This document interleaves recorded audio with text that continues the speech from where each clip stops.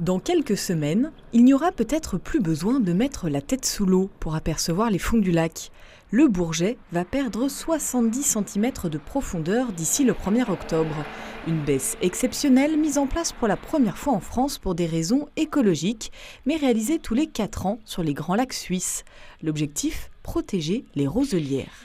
Avant 1981, le lac avait une très grande latitude de battance, et il est même descendu en dessous du niveau 230.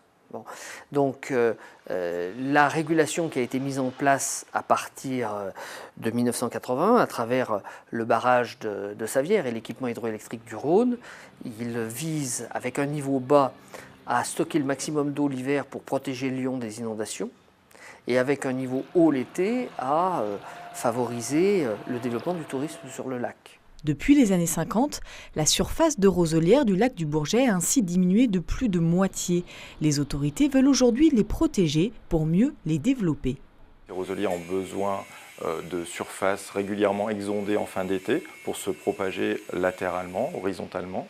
Donc ça, c'est la première problématique. Et la deuxième, c'est qu'en régulant les niveaux du lac sur 2 niveaux, en fait, la houle vient se dissiper toujours au même endroit sur ces tiges de roseaux et donc fragilise ces roseaux et fragilise également les supports de sédiments de roseaux et viennent finalement à dégrader cette roselière.